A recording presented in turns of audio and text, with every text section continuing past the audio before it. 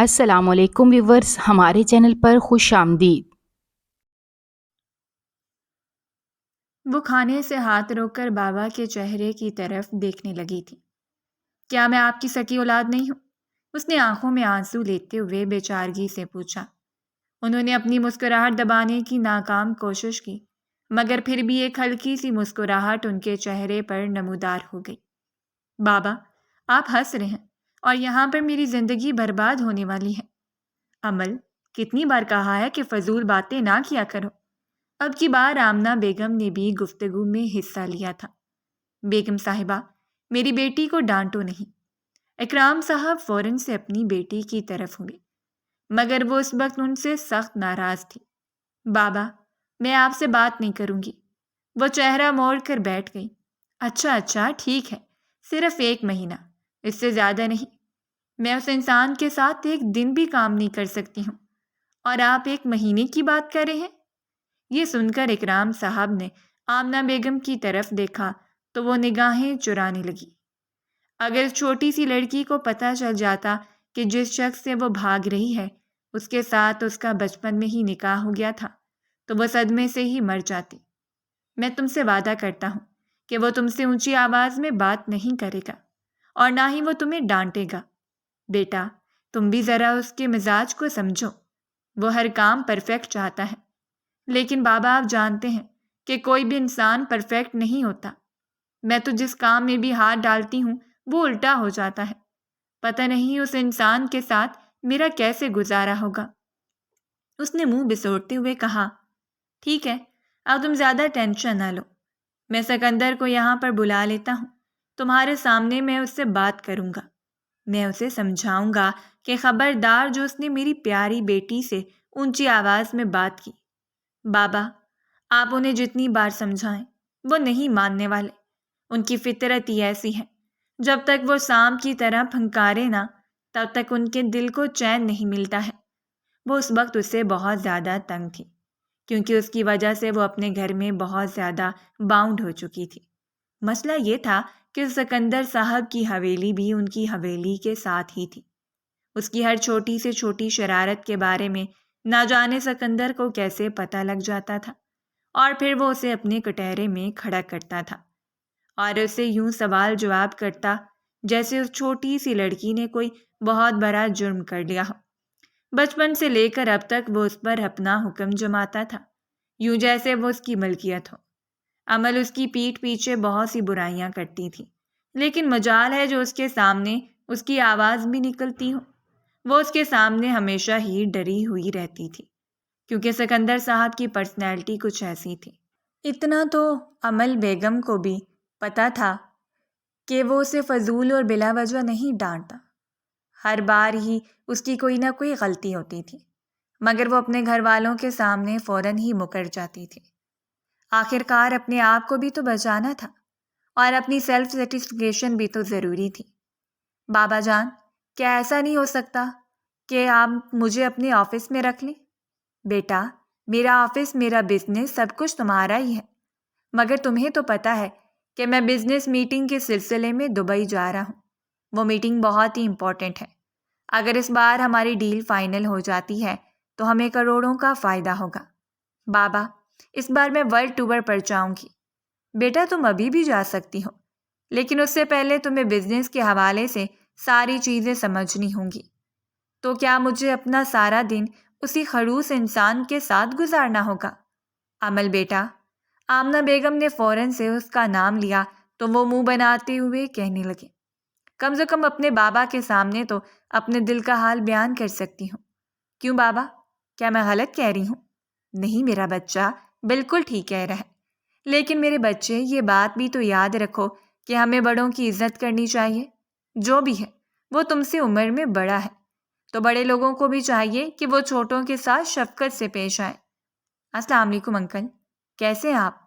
جانی پہچانی آواز سن کر وہ اپنی جگہ پر اچھل پڑی تھی۔ پلٹ کر دیکھا تو وہاں پر وہی دشمن جان کھڑا تھا۔ سرخ آنکھیں لیے یوں معلوم ہو رہا تھا جیسے وہ ساری رات ٹھیک طرح سے سویا نہ ہو۔ آؤ برخودار، بیٹھو یہاں پر، مجھے تم سے ایک بہت ہی ضروری بات کرنی ہے۔ انہوں نے اس کے لیے اپنے ساتھ ہی کرسی کھینچی تو وہ برے برے منہ بنانے لگی۔ بابا میں اپنے کمرے میں جا رہی ہوں، تم بھی یہاں پر ہی بیٹھو۔ انہوں نے اسے گھورا تو وہ نہ چاہتے ہوئے بھی وہاں پر بیٹھ گئی۔ ابھی بھی وہ آنکھیں چھوٹی چھوٹی کر کے اسی انسان کو گھورنے میں مصروف تھی جب اس کی امی نے اسے کوہنی ماری۔ وہ جلدی سے ہوش کی دنیا میں آئی اور چہرے ایک بار پھر سے معصومیت سجا لی۔ جی سرکار، یہ غلام حاضر ہے، سکندر نے اپنے سینے پر ہاتھ رکھتے ہوئے مودبانہ انداز میں کہا۔ اس کے لبوں پر ایک پیاری سی مسکراہٹ پھیلی ہوئی تھی۔ بلا شبہ وہ شخص مسکراتے ہوئے بہت اچھا لگتا تھا۔ کیا ہو اگر یہ شخص ہمیشہ ہی مسکراتا رہے؟ مجھ سے تو وہ بات کرتے ہوئے اس کا منہ یوں بن جاتا ہے جیسے میں اس کے پیسے لے کر بھاگی تھی۔ ویسے پیسے لے کر تو میں سچ میں بھاگی ہوئی ہوں، شکر ہے کہ ان کو یاد نہیں ہے۔ اس کے لوگوں پر ایک شرارتی سی مسکراہٹ پھیل گئی۔ میں اپنی بیٹی کو تمہارے پاس ٹرین کرنے کے لیے بھیج رہا ہوں، آج کے بعد تم اس کی ٹیچر ہو۔ انہوں نے اس کے کندھے پر ہاتھ رکھتے ہوئے کہا تو وہ بے چینی سے ان کے چہرے کی طرف دیکھنے لگا۔ انکل، جہاں تک مجھے لگتا ہے اس نے اپنی ڈگری پاس کر لی ہے، مشکل سے ہی صحیح، لیکن اس کا BS تو مکمل ہو گیا ہے۔ پھر کس چیز کی ٹیوشن؟ اس کے چہرے کا رنگ لال ہو گیا تھا کیونکہ ابھی کچھ عرصے پہلے ہی وہ اس نالائق لڑکی کو ٹیوشن پڑھا رہا تھا جس کے دماغ میں مجال ہے جو کوئی بھی چیز ٹھیک طرح سے بیٹھتی ہو۔ اس کا دھیان یا تو فلموں کی طرف ہوتا تھا یا پھر کپڑوں کی طرف یا پھر نئی بننے والے کرش کی طرف۔ نہیں بیٹا، میں اس کی اسٹڈی کی بات نہیں کر رہا ہوں، میں بزنس کے حوالے سے بات کر رہا ہوں۔ میں چاہتا ہوں کہ تم اسے بہت سی چیزیں سکھاؤ، تمہارے پاس 2 مہینوں کا وقت ہے۔ میں چاہتا ہوں کہ جب میں واپس آؤں تو میری بیٹی ایک کامیاب بزنس وومن بنی ہو۔ انکل، جہاں تک مجھے لگتا ہے کہ اس چیز کے لیے آپ کی بیٹی کا انٹرسٹ ہونا بھی ضروری ہے۔ مجھے نہیں لگتا کہ عمل کو ان ساری چیزوں میں ذرا بھی دلچسپی ہے۔ جی بابا، وہ بالکل ٹھیک کہہ رہے ہیں۔ بیٹا، میں بات کر رہا ہوں نا، جب 2 بڑے آپس میں بات کرتے ہوں تو چھوٹوں کو چاہیے کہ وہ خاموش رہیں۔ انہوں نے نہ چاہتے ہوئے بھی اسے ڈانٹ دیا تھا۔ وہ اپنی گردن جھکا کر بیٹھ گئی تھی۔ اس کی آنکھیں فوراً ہی آنسوؤں سے بھر گئی تھیں۔ وہ اپنے ماما بابا کی بہت ہی لاڈلی تھی۔ اس کے بابا نے کبھی بھی اسے اونچی آواز میں بات نہیں کی تھی۔ اس کے دل میں ایک بار پھر سکندر صاحب کے لیے نفرت پیدا ہو گئی تھی کہ اس کے بابا نے اس انسان کی وجہ سے اس کو ڈانٹا تھا۔ اس بار بھی وہ اپنی غلطی ماننے کے لیے تیار نہیں تھی۔ ٹھیک ہے انکل، بس آپ اسے کل ہی میرے آفس بھیج دیجیے گا اور اسے بتا دیجیے گا کہ میں ڈسپلن کا اور ٹائم کا بہت ہی پکا ہوں۔ مجھے لیٹ آنے والے امپلائیز بالکل بھی پسند نہیں ہیں۔ میں آپ کی امپلائی نہیں ہوں، میں بس آپ کے پاس سیکھ رہی ہوں، اس نے دانت پیستے ہوئے کہا۔ سکندر صاحب نے بڑی ہی مہارت سے اپنی مسکراہٹ چھپائی تھی۔ اسے چھوٹی سی لڑکی کو تنگ کرنے کا موقع مل رہا تھا اور یہ سنہری موقع وہ کسی بھی صورت اپنے ہاتھ سے نکلنے کی اجازت نہیں دے سکتا تھا۔ فی الحال تو آپ میرے پاس کام کرنے کے لیے ہی آئیں گی؟ جی نہیں، میں کام کرنے کے لیے نہیں بلکہ کام سیکھنے کے لیے آؤں گی۔ بابا، میں پہلے ہی بتا رہی ہوں کہ مجھ پر کسی بھی چیز کا برڈن نہ ڈالیے گا۔ ٹھیک ہے سکندر بیٹا، تم بے فکر ہو جو، میں کل صبح ہی اسے بھیج دوں گا۔ ٹھیک ہے انکل، آپ بتائیں کہ آپ کا بزنس کیسا جا رہا ہے اور دبئی کی میٹنگ کا کیا پلان ہے اور اس کا شیڈول کون سا فائنل ہوا ہے؟ وہ اب ان سے دبئی کی بزنس کے بارے میں بات کرنے لگا تھا جبکہ وہ ان کے پہلو سے اٹھ کر چلی گئی اور لان میں جا کر کھڑی ہو گئی۔ ایک نظر کھلے آسمان پر ڈالی، بادل چھائے ہوئے تھے اور تھوڑی ہی دیر میں بارش ہونے کا امکان تھا۔ اس کے لبوں پر پیاری سی مسکراہٹ پھیلی ہوئی تھی۔ اس نے ایک شرارتی نظر کمرے کے اندر ڈالی۔ اس کے ماما بابا اس کی بہت ہی فکر کرتے تھے۔ اسے پتا تھا کہ اگر وہ یہیں پر رکی رہی تو اس کے ماما بابا اس کو بارش میں نہیں بھیگنے دیں گے، اس لیے وہ دبے پاؤں چھت پر چلی گئی۔ جیسے ہی وہ وہاں پر پہنچی تھی ہلکی ہلکی بارش شروع ہو چکی تھی۔ اب بارش کے نیچے گول گول گھوم رہی تھی۔ بارش کے قطروں سے اس کا چہرہ بھیگ چکا تھا۔ واو، کتنا پیارا موسم ہے، اس نے خوشی سے چہچہاتے ہوئے کہا جب اسے وہی جانی پہچانی مردانہ آواز سنائی دی۔ پلٹ کر دیکھا تو وہ بمشکل اس کے سینے سے لگتے لگتے بچی تھی۔ اس کے اور سکندر صاحب کے درمیان اس وقت بہت ہی تھوڑا فاصلہ تھا۔ بارش کے قطرے ان دونوں کے چہروں کو بھگو رہے تھے۔ سکندر نے اسے دیکھا تو دیکھتا ہی رہ گیا۔ بلا شبہ وہ بہت حسین تھی اور چاند کا ٹکڑا معلوم ہوتی تھی۔ اگلے ہی لمحے اس نے اپنے آپ پر قابو کیا اور اپنی مٹھی غصے سے بھینچتے ہوئے بولا، رات کے اس پہر یہاں پر کیا کر رہی ہو؟ میں نے تمہیں کتنی بار کہا ہے کہ ٹک ٹاکرز کی طرح یہ ڈرامے کرنے کی ضرورت نہیں ہے۔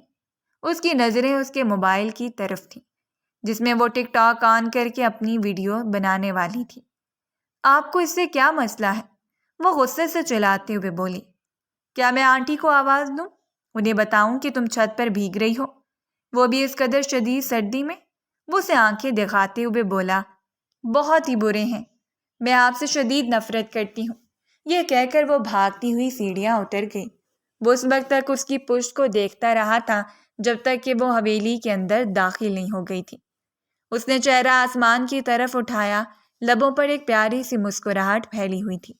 اگلے ہی دن وہ صبح 9:05 پر آفس پہنچی تھی، لیکن سب سے اوپر والے فلور پر جاتے ہوئے اسے مزید 5 منٹ لگ چکے تھے کیونکہ ساری ایلیویٹرز بزی تھیں۔ وہ جب اس کی سیکرٹری سے جا کر ملی تو اس کی سیکرٹری برا سا منہ بناتے ہوئے کہنے لگی کہ اب آپ یہاں سے جا سکتے ہیں۔ کیا مطلب ہے تمہارا؟ تمہیں پتہ بھی ہے کہ میں کون ہوں؟ میں بزنس مین اکرام صاحب کی بیٹی ہوں۔ وہ اس کو آنکھیں دکھاتے ہوئے غصے سے بولی تھی۔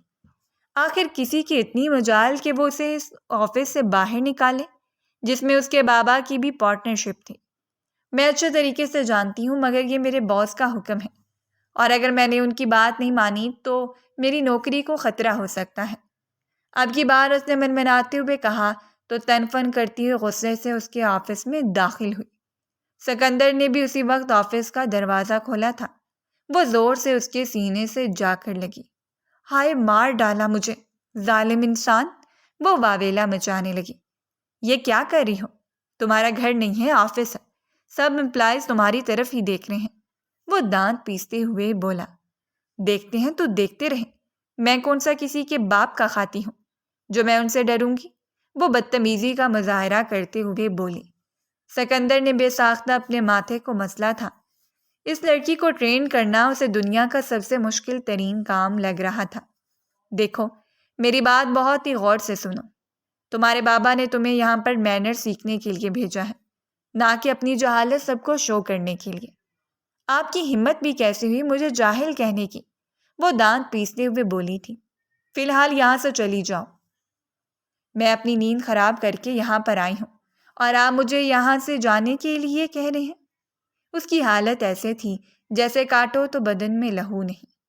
تم لیٹ ہو اور تمہاری سزا یہی ہے تاکہ آئندہ تم ٹائم پر آ سکو۔ میں نے اب اس آفس پر تھوکنا بھی نہیں ہے۔ وہ پاؤں پٹکتی ہوئی وہاں سے چلی گئی تھی۔ سکندر نے غصے سے اپنی مٹھی بھینچ لی تھی۔ اس لڑکی کو عقل عطا فرما، اے میرے رب۔ اس نے آسمان کی طرف دیکھتے ہوئے بے ساختہ دعا کی اور دوبارہ سے لیپ ٹاپ کی طرف متوجہ ہو گیا تھا۔ عمل نے گھر جاتے ہی رونا شروع کر دیا تھا۔ آمنہ بیگم کے ہاتھ پاؤں پھول گئے تھے۔ ارے کیا ہوا ہے میرا بچہ؟ کیوں رو رہی ہو؟ اماں، میں نے اس انسان کے پاس کام نہیں کرنا ہے۔ وہ پاگل نفسیاتی سنگ کے انسان ہے۔ اس نے خود جتنی غلطیاں کی تھیں ان سب کو نظر انداز کر کے اماں کو اس کی شکایات لگانے لگی۔ میں تو تمہارے بابا کو پہلے ہی کہہ رہی تھی۔ انہوں نے فوراً سے اپنی بیٹی کی سائیڈ لی اور اپنے بابا کو واپس آنے دو، میں ان سے بات کرتی ہوں۔ یہ کیا طریقہ ہے؟ تمہیں وہ کیسے واپس بھیج سکتا ہے؟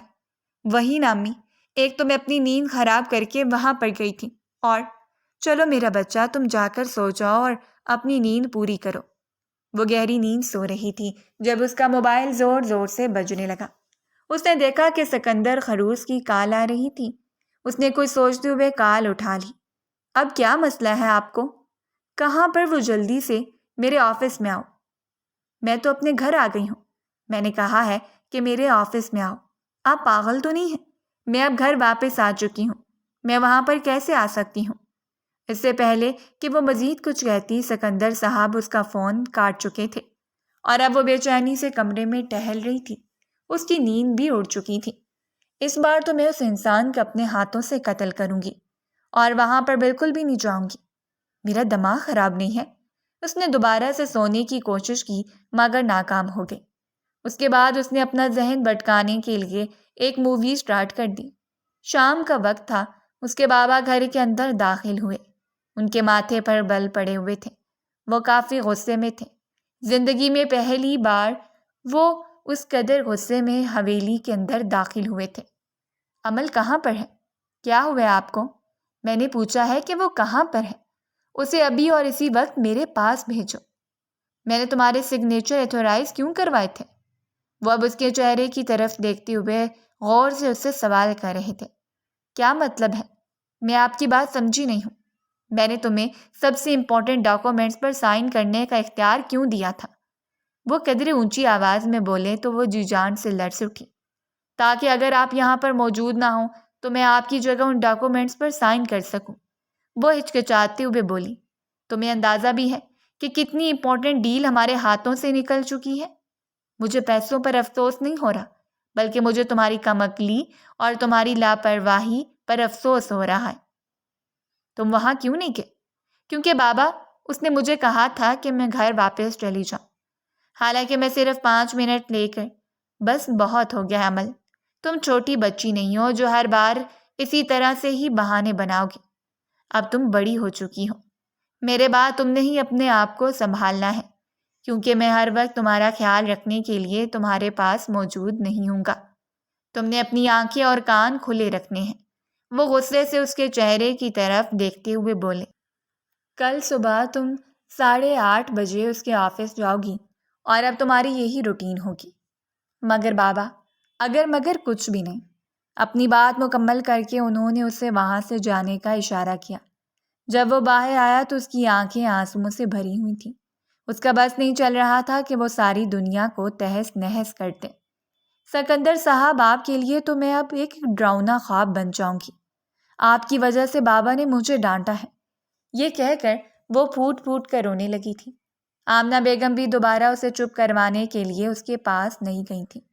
پہلے صرف اس کے بابا نے دبئی جانا تھا، مگر اب آمنہ بیگم بھی ان کے ساتھ ہی جا رہی تھی۔ اب کیا میں یہاں پر اکیلی رہوں گی؟ نہیں، تم اکیلی نہیں ہو، بلکہ تم کامران انکل کے پاس رہو گی۔ مطلب اس گھٹیا انسان کے گھر پر؟ آمنہ بیگم نے اسے گھورا تو وہ خاموش ہو گئی۔ ماما پلیز، مجھے ان کے گھر پر نہیں رہنا ہے۔ میں اپنے گھر میں اکیلی رہوں گی، مگر وہاں پر نہیں جاؤں گی۔ یہ تمہارے بابا کا حکم ہے۔ پتہ نہیں بابا کو ایک دم سے کیا ہو گیا ہے۔ ان کا تو بس نہیں چل رہا، ورنہ مجھے ایک ہی رات میں سارا بزنس دکھا دے۔ میری جان، وہ جو کچھ بھی کر رہے ہیں تمہاری بہتری کے لیے ہی تو کرنے ہیں۔ وہ اس کے بالوں میں پیار سے ہاتھ پھیرتے ہوئے بولی۔ اگلے دن صبح 6 بجے اس کے بابا اور ماما کی فلائٹ تھی۔ وہ ان کو ڈراپ کرنے کے لیے ایئرپورٹ پر گئی تھی۔ اس کے ساتھ کامران انکل بھی تھے، سکندر بھی تھا اور جویریہ آنٹی بھی تھی۔ اسے سب سے اچھی جویریہ آنٹی لگتی تھی، چونکہ وہ بہت ہی سویٹ اور نرم تھی۔ اگر جویریہ آنٹی اس گھر میں نہ ہوتی تو شاید اس کا اس گھر میں گزارا کرنا مشکل ہو جاتا، کیونکہ کامران انکل اور سکندر صاحب دونوں ہی خڑوس تھے۔ مجال ہے جو بغیر وجہ کے کسی کو منہ لگانا پسند کرتے ہوں۔ وہ تو انہیں مطلبی کہہ کر پکارتی تھی۔ جب وہ گھر واپس گئی تو جویریہ آنٹی نے سب کے لیے کھانا لگایا، مگر اس نے انکار کر دیا۔ وہ کمرے میں بیٹھے کتاب پڑھ رہی تھی جب اس نے دستک کی آواز سنائی تھی۔ بیزارگی سے کتاب سائڈ پر رکھی، نگاہیں اٹھا کر دیکھا اور پھر کچھ سوچتے ہوئے دروازہ کھولنے چلی گئی۔ سامنے کھڑی ہوئی شخصیت کو دیکھ کر اس نے بے ساختہ ایک گہری سانس خارج کی، کیونکہ سامنے سکندر صاحب کھڑے تھے، بازو لپیٹے غور سے اس کے چہرے کی طرف دیکھ رہے تھے۔ ابھی اور اسی وقت نیچے آؤ، سب کے ساتھ بیٹھ کر کھانا کھاؤ۔ مجھے بھوک نہیں ہے۔ ماما نے تمہارے لیے وہ سب کچھ اپنے ہاتھوں سے بنایا ہے، تم ان کی محنت ضائع کر رہی ہو۔ اس کی یہ دھمکی کارآمد ثابت ہوئی تھی اور وہ تھوڑی ہی دیر میں ان کے ساتھ نیچے ٹیبل پر بیٹھی ہوئی تھی۔ جویریہ بیگم آگے بار بار اس کے مختلف چیزیں آفرز کر رہی تھیں۔ ماما، آپ نے کبھی مجھے تو اس طرح سے کھانا نہیں پروسا۔ سکندر یہ دیکھ کر معصومیت سے کہنے لگا تو وہ اس کا انداز دیکھ کر حیران رہ گئی کہ واو، اس انسان میں ابھی بھی ایک چھوٹا سا بچہ چھپ کر بیٹھا ہوا ہے۔ اب بتاؤ بیٹا کہ آپ کا پہلا دن آفس میں کیسا گزرا؟ شاید کامران صاحب کو کل کے حادثے کے بارے میں پتہ نہیں تھا، اس لیے انہوں نے لاپرواہی سے سوال کیا۔ تو وہ غصے سے سکندر کو دیکھنے لگی، جو کہ اب اپنی گردن جھکا کر اپنے کھانے کی طرف متوجہ ہو گیا تھا۔ انکل، مجھے تو لگا تھا کہ بہت ہی اچھا گزرے گا، مگر افسوس کہ میری زندگی کا سب سے گھٹیا ترین دن تھا۔ سکندر کو بے ساختہ کھانسی شروع ہو گئی۔ جویریہ بیگم نے آگے بڑھ کر پانی کا گلاس اس کی طرف بڑھایا۔ جب تم ٹائم پر آفس آنا سیکھو گے تو تمہارے 2 مہینے بہت ہی اچھے گزریں جائیں گے، وہ اسے آنکھیں دکھاتے ہوئے بولا۔ ان دونوں کی نوک چونک دیکھ کر کامران صاحب اور جویریہ بیگم دونوں ہی محظوظ ہو رہے تھے۔ وہ اپنے کمرے میں سونے کے لیے لیٹ چکی تھی، مگر نیند اس کی آنکھوں سے کوسوں دور تھی۔ اس نے ماما کے نمبر پر کال کی تھی، مگر ان کا موبائل آف جا رہا تھا اور بابا بھی اس کی کال نہیں اٹھا رہے تھے۔ کچھ سوچتے ہوئے اس نے شہریار کو کال ملا دی، جو کہ چھٹیاں گزارنے کے لیے گاؤں جا چکا تھا۔ وہ بہت بڑے جاگیردار کا بیٹا تھا اور خود بھی اب سرداری کے عہدے پر فائز ہو چکا تھا۔ جب بھی وہ اس کے بارے میں سوچتی تھی اس کے لب مسکرانے لگتے تھے۔ وہ انسان تھا ہی اتنا پیارا، اتنا اچھا اور اتنی زبردست پرسنالٹی والا کہ ہر ایک لڑکی ہی اس پر مر مٹنے کے لیے تیار تھی، مگر اس کی نظریں صرف اور صرف امل صاحبہ پر آ کر رک گئی تھیں۔ میں اتنے دنوں سے تمہارے فون کا انتظار کر رہا تھا، تم خود بھی تو مجھے کال کر سکتے تھے۔ میں تم سے ناراض تھا، اور ایسا کیوں؟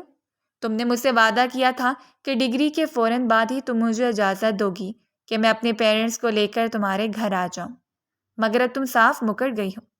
کہیں تم مجھے بے وقوف تو نہیں بنا رہی ہو؟ کیا ہو گیا ہے تمہیں شہریار؟ کس طرح کی باتیں کر رہے ہو؟ میں تمہیں بے وقوف بنانے کے بارے میں سوچ بھی نہیں سکتی ہوں، اور اگر میں نے ایسا سوچا بھی تو میں دنیا کی سب سے بے وقوف ترین لڑکی ہوں گی۔ یہ یار، بابا کے بارے میں نے تمہیں پہلے بھی بتایا تھا کہ وہ دبئی جانے والے ہیں، ایک بہت ہی امپورٹنٹ بزنس ڈیل ہے۔ دعا کرو کہ وہ ڈیل فائنل ہو جائے۔ پہلے صرف بابا جا رہے تھے، مگر اب ماما بھی ان کے ساتھ ہی چلی گئی۔ صرف 2 مہینوں کی یہ بات ہے، وہ دونوں واپس آ جائیں گے تو تم اس وقت کس کے گھر پر ہو؟ میں تو اپنے تایا جان کے گھر پر ہوں۔ تمہیں میرے کزن کے بارے میں تو پتہ ہی ہوگا، وہ جو 1 نمبر کا اکھڑ مزاج ہے جسے تمہاری بنتی نہیں ہے۔ شہریار نے فوراً سے بچانا تو وہ ہنستے ہوئے کہنے لگی، ہاں وہی انسان ہے یار، قسم سے میں جتنا اسے دور بھاگتی ہوں قسمت اتنا ہی مجھے اس کے پاس لے کر جا سکتی ہے۔ کتنی بار سمجھایا ہے تمہیں، سوچ سمجھ کر بولا کرو۔ شہریار اس کی بات کا برا منا گیا تھا۔ جب اس نے اپنے الفاظ پر غور کیا تو بے ساختہ اپنی زبان دانتوں میں دبا لی۔ سوری یار، مگر تمہیں اسے انسیکیور ہونے کی ذرا بھی ضرورت نہیں ہے، کیونکہ اگر دنیا میں وہ آخری انسان بھی بھرا گیا نا، تب بھی میں اسے نکاح کرنا پسند نہیں کروں گی۔ وہ لاپرواہی سے اپنے بال ہوا میں اچھالتے ہوئے بولی، اس بات سے مکمل طور پر انجان کہ قسمت تو کوئی اور ہی فیصلہ کر کے بیٹھی ہوئی تھی۔ اگلے دن وہ 8:45 میں اس کے آفس میں بیٹھی ہوئی تھی۔ یہاں پر کسی کے ساتھ بھی دنگا فساد کرنے کی کوئی ضرورت نہیں ہے۔ کیا میں آپ کو ایسی لگتی ہوں؟ جی بالکل، تمہاری فسادی طبیعت سے میں بہت اچھے طریقے سے واقف ہوں۔ اگر تو تم نے میرے آفس کا ڈیکورم خراب کیا تو مجھ سے برا کوئی بھی نہیں ہوگا۔ میں صرف ان کے ساتھ بری ہوں جو میرے ساتھ برا کرتے ہیں۔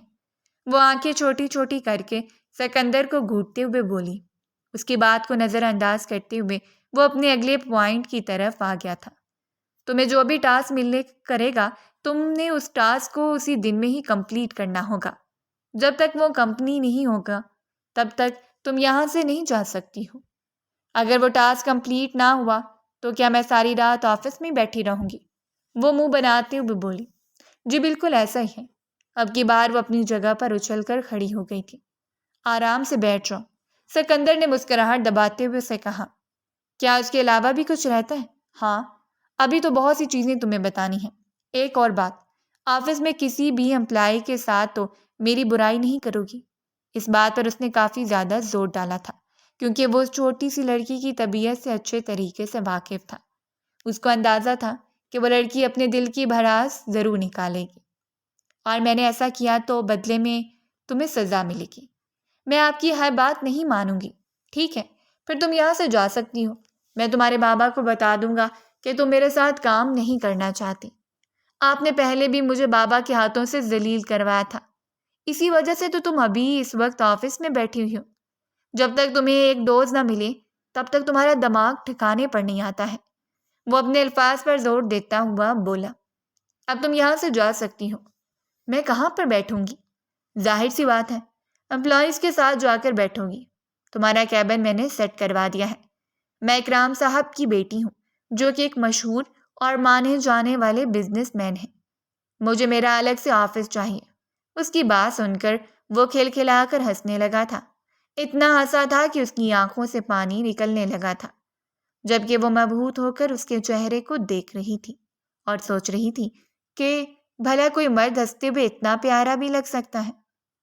تم بہت ہی اچھا مذاق کرتی ہو، اور جہاں تک تمہارے بابا کے بزنس مین ہونے کا سوال ہے تو اس میں تمہارا اپنا کوئی بھی کمال نہیں ہے۔ جس دن مجھے اندازہ ہو گیا کہ تم اس قابل ہو، اس دن میں تمہیں تمہارا الگ سے آفس دے دوں گا۔ فی الحال یہاں سے جاؤ، میرا ٹائم ضائع نہ کرو۔ میری بہت امپورٹنٹ میٹنگ ہے، اور میرے ٹاسک کا کیا؟ وہ تمہیں میرا مینیجر سمجھا دے گا۔ تھوڑی ہی دیر کے بعد جب وہ باہر گیا تو وہ مینیجر کے ساتھ سر جوڑ کر بیٹھی ہوئی تھی اور بہت ہی غور سے اس کی باتیں سن رہی تھی۔ سکندر خان زادہ کا دل زور زور سے دھڑکنے لگا تھا۔ اس نے بے ساختہ اپنے سینے کو مسلا۔ اسے عجیب سی گھٹن کا احساس ہونے لگا تھا۔ پھر مجھے کیا ضرورت تھی اس نادان لڑکی کو اپنے مینیجر کے ساتھ بھیجنے کی؟ عمل وہ اتنی اونچی اونچی آواز میں چلایا تھا کہ سب لوگوں نے ہی نگاہیں اٹھا کر اس کے چہرے کی طرف دیکھا تھا۔ یہاں پر آؤ، میں نے تمہیں جو کچھ بھی بتایا ہے وہ سر کو بتا دینا۔ مینیجر نے اسے سمجھایا تو وہ زور و شور سے ہاں میں سر ہلانے لگی۔ میرے آفس میں آ کر بیٹھو، میں تمہیں باقی چیزیں سمجھاتا ہوں۔ مگر میں ان کے ساتھ کمفرٹیبل ہو گئی ہوں۔ وہ بہت ہی اچھا سمجھاتے ہیں اور مجھے ڈانٹتے بھی نہیں ہیں۔ جو میں کہہ رہا ہوں وہ کرو، زیادہ زبان چلانے کی ضرورت نہیں ہے۔ بڑا ہوں میں تم سے، اور تمہارا باس بھی ہوں۔ اگلے ہی دن اس نے اس مینیجر کی ٹرانسفر اپنی دوسری بلڈنگ میں کروا دی تھی، اور اس کی جگہ پر اس نے ایک بوڑھا آدمی رکھ لیا تھا۔ دوپہر 2 بجے کا وقت تھا، اسے بہت بھوک لگ رہی تھی۔ پچھلے 2 دنوں میں تو اسے بالکل بھی یاد نہیں رہا کہ وہ چھوٹی سی بھی لڑکی اس آفس میں ہوتی ہے۔ وہ روز اپنے کسی نہ کسی پارٹنر کے ساتھ جا کر باہر کھانا کھا لیتا تھا، اور اس دوران اس کو بالکل ہی بھول جاتا تھا۔ جس نے سوچا کہ وہ عمل کو بھی اپنے ساتھ لے کر جائے گا، لیکن جب اس کے کیبن میں گیا تو اندر سے آنے والی آوازوں کو سن کر اس نے غصے سے اپنی مٹھی بھینچ لی۔ یار کیا بتاؤں، ایک نمبر کا خروس انسان ہے تم لوگوں کا بوس۔ توبہ توبہ توبہ، ابھی تم لوگوں نے اس کا وہ روپ نہیں دیکھا جو میں نے دیکھا ہوا ہے۔ ماں قسم، بندے کا دل سینے سے باہر نکلنے کو تیار ہو جاتا ہے۔ میری تو ایسی حالت ہو جاتی ہے کہ میں نے سکندر صاحب کو نہیں بلکہ کسی بھوت کو دیکھ لیا ہو۔ یار میں اس کے غصے کی بات کر رہی ہوں۔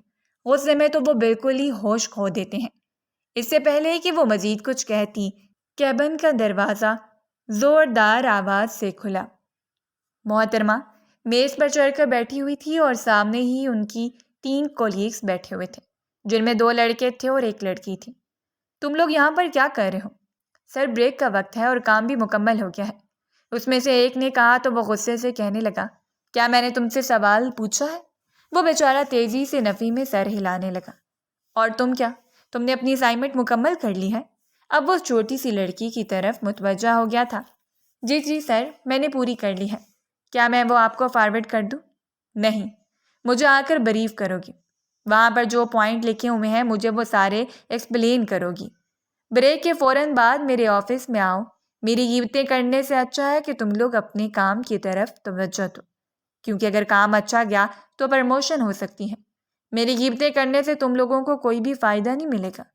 وہ غصے سے اس کو گھور رہا تھا، مگر بات وہ سب لوگوں سے ہی کر رہا تھا۔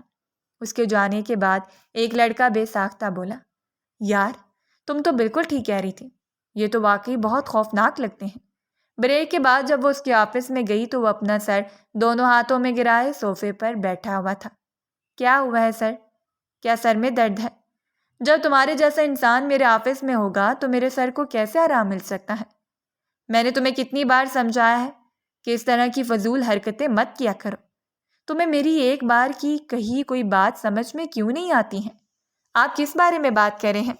وہ آنکھیں ٹمٹماتے ہوئے بولی، دیکھو چھوٹی سی لڑکی، تو بہت اچھے طریقے سے جانتی ہو، اب کل سے تم میرے ساتھ میرے آفس میں ہی بیٹھو گی۔ مگر آپ نے تو مجھے پہلے منع کر دیا تھا۔ وہ جان بوجھ کر اسے تنگ کر رہی تھی۔ اپنے حکم دے رہا ہوں تو میری بات سنو۔ جی ٹھیک ہے سرکار، آپ کا حکم سر آنکھوں پر۔ اپنے سینے پر ہاتھ رکھتے ہوئے ذرا سا آگے کو جھکتے ہوئے وہ دھیمے لہجے میں بولی تھی۔ وہ دن بھی اس کا بہت ہی خوفناک گزرا تھا، کیونکہ محترم صاحب نے پورا دن ہی اسے اپنے سارے کام کروائے تھے۔ وہ اسے اپنی ساری فائلز سیٹ کرواتا رہا۔ آج کل انٹرنیٹ اور کمپیوٹر کا دور ہے، آپ نے زیادہ فائلز بنا کر کیوں رکھتے ہیں؟ محترمہ، ڈاکومنٹیشن نام کی بھی کوئی چیز ہوتی ہے۔ آپ کو کیا پتا کہ جب تک ہم لوگ ڈاکومنٹ میں کوئی بات ایڈ نہ کر لیں تب تک سیکیورٹی کنفرم نہیں ہوتی ہے۔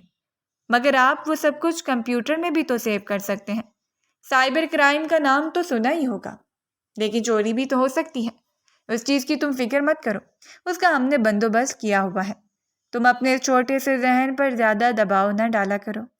اب وہ صبح اسے اپنے ساتھ لے کر ہی آفس میں آتا تھا، مگر وہ اس کے آفس میں جانے کی بجائے کہیں اور ہی چلی گئی تھی۔ وہ اسے ڈھونڈتا ڈھونڈتا باہر نکلا تو دیکھا کہ وہ کوریڈور میں کسی لڑکے کے ساتھ باتیں کر رہی تھی۔ وہ کوئی اور نہیں بلکہ شہریار تھا، جو یہاں پر اسے ملنے کے لیے آیا تھا۔ اس نے فیصلہ کیا تھا کہ وہ اپنی کمپنی سٹارٹ کرے گا۔ وہ اسے ایک چھوٹی سی ملاقات کرنا چاہتا تھا۔ سکندر نے جب اس کے چہرے پر غور کیا تو اسے اپنا سر چکراتا ہوا محسوس ہوا، کیونکہ یہ شخص ایک نمبر کا گھٹیا انسان تھا۔ پلے بوائے ہونے کے ساتھ ساتھ بھوسی غیر قانونی سرگرمیوں میں بھی ملوث تھا۔ سب سے زیادہ حیرانگی تو اسے اس بات پر ہو رہی تھی کہ اس کی کزن کی اس لڑکے کے ساتھ دوستی کیسے ہو گئی۔ جب وہ وہاں سے چلا گیا تو اسے دو ٹوک لہجے میں بولا، تمہارا اس کے ساتھ کیا تعلق ہے؟ آپ کو اس سے کیا مطلب ہے؟ جو پوچھ رہا ہوں اس کا جواب دو۔ وہ اس کا بازو دبوچتے ہوئے غراتے ہوئے بولا، وہ لڑکا میرا دوست ہے، میرا کلاس فیلو بھی تھا، اور اب بہت جلد وہ میرا بزنس پارٹنر بھی بن جائے گا۔ اچھا، اور تمہیں یہ سب کچھ کس نے بتایا کہ وہ تمہارے ساتھ پارٹنرشپ کرے گا؟ تمہیں لگتا ہے کہ میں تمہیں کبھی اس چیز کی اجازت دوں گا؟ اور جس لڑکے کی خوبصورتی سے تم متاثر ہو رہی ہو وہ ایک نمبر کا گھٹیا انسان ہے۔ اگر تمہیں اس کی حقیقت کے بارے میں پتہ چل جائے، بس بہت ہو گیا۔ میں مزید ایک لفظ بھی نہیں سنوں گی۔ اگر آپ نے اس کے بارے میں کچھ بھی کہا تو مجھ سے برا کوئی نہیں ہوگا۔ وہ بہت اونچی آواز میں چلائی تھی۔ جذبات کی وجہ سے اس کی سانسیں پھول گئی تھیں اور اس کا وجود بھی ہولے ہولے کانپنے لگا تھا۔ آخر اس انسان کے ساتھ تمہارا ایسا کون سا تعلق ہے جو تمہیں اس قدر آگ لگ رہی ہے؟ میں اس انسان سے محبت کرتی ہوں، سنا آپ نے، شدید محبت۔ میں آپ کو اس بارے میں بتانا نہیں چاہتی تھی، کیونکہ میں آپ کو کسی بھی خاطر میں نہیں لاتی ہوں، مگر اب میری مجبوری بن گئی تھی۔ اگر آپ کو نہ بتاتی تو نہ جانے آپ کیا سمجھ بیٹھتے۔ وہ آنکھیں گھماتے ہوئے بولی، تمہیں اندازہ بھی ہے کہ تم کیا کہہ رہی ہو؟ وہ اس کا بازو پکڑ کر اسے ایک جھٹکے سے اپنی جانب کھینچ چکا تھا۔ وہ اس کے سینے سے لگی ہوئی تھی۔ اپنے لیے خروس اور باقی سب القابات تو میں برداشت کر سکتا ہوں، لیکن تمہارے منہ سے اس طرح کا اظہار مجھ سے کسی بھی صورت برداشت نہیں ہو سکتا۔ یہ حقیقت ہے، آپ اس کو قبول کر لیں، آپ کے لیے بہتر ہوگا، اور چھوڑے مجھے۔ میں کسی بھی نامحرم کو یہ اجازت نہیں دے سکتی ہوں کہ وہ میرے اس قدر قریب آئے۔ نامحرم نہیں ہوں، شوہر ہوں تمہارا۔ یہ الفاظ نہیں تھے بلکہ پگھلا ہوا سیسا تھا جو کسی نے اس کے کانوں میں انڈیلا تھا۔ اسے اپنا سر چکراتا ہوا محسوس ہونے لگا، اور اس کے ساتھ ہی اس کی ماں کی آواز بھی اس کے کانوں میں گونجنے لگی، جو ایک بار اس کے بابا سے ہی باتیں کر رہی تھی اور کہہ رہی تھی کہ جس دن ہماری بیٹی کو اس کے رشتے کی حقیقت کے بارے میں پتہ چلا اس دن ہم کیا کریں گے۔ وہ تو اس انسان سے شدید نفرت کرتی ہیں، وہ تو اس کی شکل بھی نہیں دیکھنا چاہتی ہیں۔ اس کے آگے وہ خاموش ہو گئی تھی، کیونکہ وہ اسے لاؤنج میں داخل ہوتے ہوئے دیکھ چکی تھی۔ تب اس کو شدت سے اپنی غلطی کا احساس ہوا تھا کہ اس کو چھپ کر پوری بات سننی چاہیے تھی۔ رات کے وقت جب اس نے اپنی ماما سے اس بارے میں پوچھا تو مکمل طور پر مکر گئی کہ میں نے تو ایسا کچھ کہا ہی نہیں، یہ تمہاری غلط فہمی ہوگی۔ وہ بھی چپ ہو گئی تھی، کیونکہ جو بات اس کی سمجھ میں آ رہی تھی وہ اس کو سمجھنا نہیں چاہتی تھی۔ اس انسان کے بارے میں سوچنا بھی اس کو زہر لگتا تھا۔ شادی کرنا تو بہت ہی دور کی بات تھی۔ آپ مجھ سے جھوٹ بول رہے ہیں، ایسا ممکن نہیں ہو سکتا۔ میں اور آپ سے شادی؟ میں مر جانا پسند کروں گی، ایک اندھے کنویں میں چھلانگ لگا لوں گی، پانی میں ڈبکی لگا کر مر جاؤں گی، آگ میں کود جاؤں گی، مگر میں آپ سے شادی کبھی نہیں کروں گی۔ اس نے جذباتی انداز میں کہا۔ اس کی سانسیں بہت بری طرح سے پھولی ہوئی تھیں۔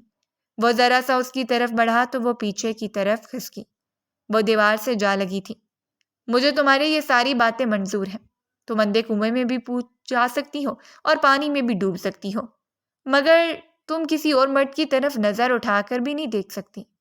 اگر تم نے ایسی کوشش بھی کی تو میں تمہاری آنکھیں نوچ ڈالوں گا۔ آپ میرے ساتھ ایسا کچھ بھی نہیں کر سکتے، میں آپ کو بتا رہی ہوں، وہ چلاتے ہوئے بولی اور پھر روتے ہوئے اس کمرے سے باہر نکل گئی۔ اس کے جانے کے بعد سکندر نے اپنا ماتھا بے چینی سے مسلا تھا۔ 2 مہینے تو تقریباً گزر ہی چکے تھے اور اب تو اس کے بابا بھی واپس آنے والے تھے۔ آج یا کل ان کی واپسی تھی۔ اس نے اپنے بابا کو فون کیا مگر ان کا نمبر آف جا رہا تھا۔ وہ ہر طور پر اس بات کو جھٹلانا چاہتی تھی اور یہ تسلی کرانا چاہتی تھی کہ ایسا ممکن نہیں ہو سکتا ہے۔ جویریہ بیگم سے تو وہ بات کرنا ہی نہیں چاہتی تھی۔ جانتی تھی کہ وہ اسے پسند کرتی ہیں اور ظاہر سی بات ہے کہ وہ اپنے بیٹے کا ہی ساتھ دیں گی۔ اس نے اس بارے میں شہریار کو بھی نہیں بتایا تھا کیونکہ وہ اپنے محبوب کو پریشان نہیں کرنا چاہتی تھی۔ رات کا وقت تھا، وہ کتاب کھول کر بیٹھی ہوئی تھی جب اس کا موبائل بجا۔ اس نے دیکھا کہ کامران چاچو کی کال آ رہی تھی۔ اسی وقت ہی دروازے پر دستک ہوئی اور جویریہ بیگم کمرے کے اندر داخل ہوئی۔ ان کی آنکھیں رونے کی وجہ سے لال تھیں جبکہ ان کے ہاتھ بھی کپکپا رہے تھے۔ بیٹا، وہ بیٹا، یہ کہہ کر انہوں نے اسے اپنے سینے سے لگا لیا اور اس کی کمر کو تھپکنے لگی۔ کیا ہوئے آنٹی، آپ مجھے بتائیں، آپ اس طرح سے کیوں رو رہی ہیں؟ کیا کوئی مسئلہ ہوا ہے؟ وہ ان کے چہرے کو ہاتھوں کے پیالے میں لیتے ہوئے بولی۔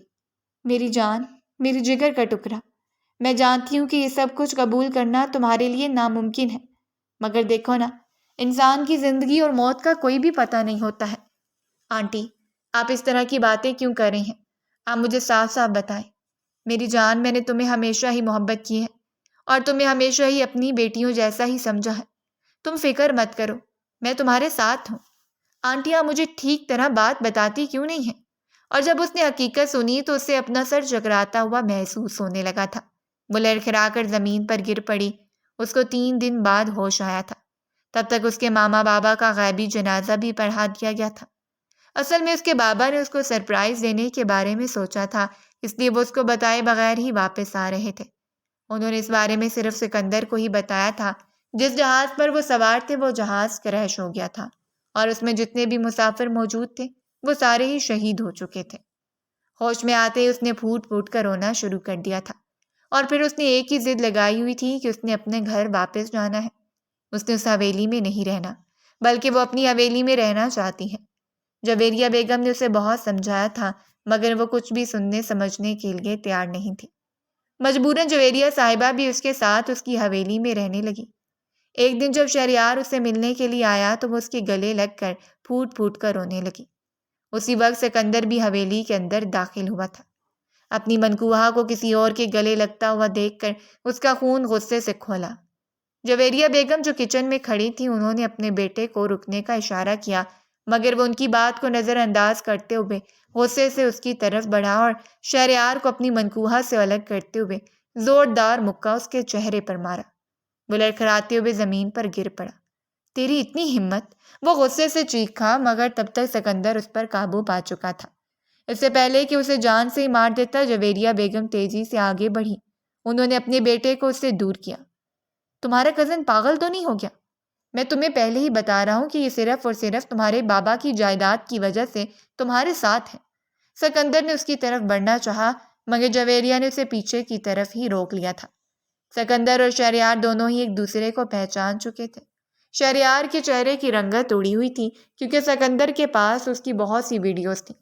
ماضی میں وہ کالج کے زمانے میں سکندر کے ساتھ ہی ہوتا تھا، تب اس نے بہت سی غیر قانونی سرگرمیوں میں حصہ لیا تھا۔ سکندر کے پاس اس کے خلاف ثبوت تھے اور انہی ثبوت کو اس نے پرنسپل کے حوالے کر کے اس کو کالج سے باہر نکلوا دیا تھا۔ اس کے بعد بھی سکندر نے ایک بار اسے کلب میں دیکھا تھا جہاں پر وہ مختلف لڑکیوں کے جرمٹ میں تھا۔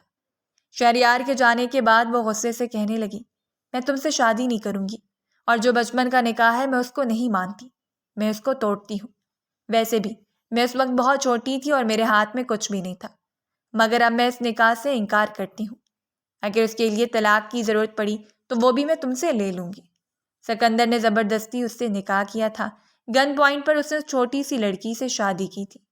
جویریہ بیگم نے اسے بہت روکا مگر وہ کچھ بھی سننے سمجھنے کے لیے تیار نہیں تھا۔ وہ اس کا دماغ سیٹ کرنا چاہتا تھا جو کہ کوئی زیادہ ہی ہواؤں میں اڑنے لگی تھی۔ نکاح کی شام ہی وہ اسے اپنے ساتھ لے کر سکردو کے لیے نکل گیا تھا۔ وہ بہت زیادہ واویلا مچا رہی تھی، چیخ رہی تھی، چلا رہی تھی، مگر سکندر پر تو جیسے کچھ اثر ہی نہیں ہو رہا تھا۔ وہ اس کے قریب جانا چاہتا تھا، اسے زبردستی اپنا حق وصول کرنا چاہتا تھا، مگر پھر اس کی معصوم شکل دیکھ کر پیچھے کی طرف ہٹ گیا۔ اس کا مقصد اس چھوٹی سی لڑکی کو روندنا نہیں تھا، صرف اور صرف اسے صحیح راستہ دکھانا تھا۔ تقریباً 1 ہفتے تک تو وہ روتی رہی، اور 1 ہفتے کے بعد جب اس کو تھوڑا سا صبر آیا تو سکندر اس کے پہلو میں جا کر بیٹھا، اپنا موبائل اس کے حوالے کر دیا۔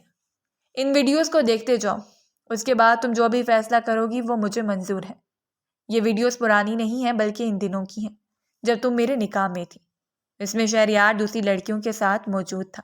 اس کو لگ رہا تھا کہ کسی نے اس کے قدموں کے نیچے سے زمین کھینچ کر نکال دی ہو۔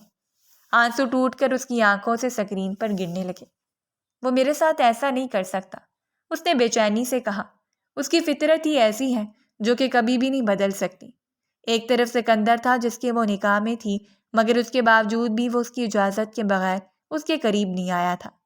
سکندر نے اس پر ایک اور بڑا بم پھوڑا تھا۔ شہریار تم سے محبت نہیں کرتا۔ اس نے اپنے دوستوں کے ساتھ شرط لگائی تھی کہ وہ تمہیں اپنے جال میں پھنسا لے گا، اور ابھی بھی وہ تمہارے ساتھ صرف اور صرف ٹائم پاس کر رہا تھا۔ وہ اس کے کندھوں پر سر رکھ کر رو رہی تھی۔ شام کے وقت اس نے اپنے آپ کو سنبھالنے کی کوشش کی اور اپنے آپ کو سمجھایا کہ وہ کسی ایسے انسان کے لیے آنسو نہیں بہائے گی جو اس کے آنسوؤں کا حقدار ہی نہیں ہے۔ اس خڑوس انسان کے ساتھ شادی کر کے اس کو احساس ہو رہا تھا کہ وہ اس کے بارے میں کتنا غلط سوچتی تھی۔ سکندر جو بھی کرتا تھا اس کی بہتری کے لیے ہی کرتا تھا۔ آج اس کو اس چیز کا بھی یقین آ گیا تھا کہ سکندر سے بہترین انسان اس دنیا میں اور کوئی بھی نہیں ہے۔ وہ اس کا حد سے زیادہ خیال رکھتا تھا، اس کی کیئر کرتا تھا، اس کو سمجھتا تھا۔ کوئی بھی ایسی بات نہیں کرتا تھا جس سے اس کو تکلیف پہنچے۔ روز وہ اسے اپنے ساتھ گھمانے کے لیے لے کر جاتا تھا۔ تقریباً 1 مہینہ انہوں نے سکردو میں گزارا اور 1 مہینہ انہوں نے گلگت میں گزارا۔ یہ وقت اس کی زندگی کا بہترین وقت تھا۔ وہ ہر وقت ہی اس کا دھیان بھٹکائے رکھنا تھا تاکہ وہ اپنے غموں کے بارے میں سوچ کر اداس نہ ہو۔ ایک دن وہ دونوں ندی کنارے بیٹھے ہوئے تھے جب اس نے مضبوطی سے سکندر کا ہاتھ پکڑا اور اس کے کندھوں پر سر رکھتے ہوئے کہا، آئی لو یو۔ سکندر کو لگا تھا کہ اسے اس کی ساری کائنات مل گئی ہو۔ اس کے لبوں پر ایک بہت ہی پیاری مسکراہٹ پھیلی ہوئی تھی، جس اظہار کا وہ اتنے برسوں سے انتظار کر رہا تھا، آخر سننے میں کامیاب ہو گیا تھا۔ اگر آپ کو ہماری کہانیاں پسند آ رہی ہیں تو ہمارے چینل کو سبسکرائب کیجیے، ویڈیوز پر کمنٹ کیجیے اور شیئر کیجیے۔ شکریہ۔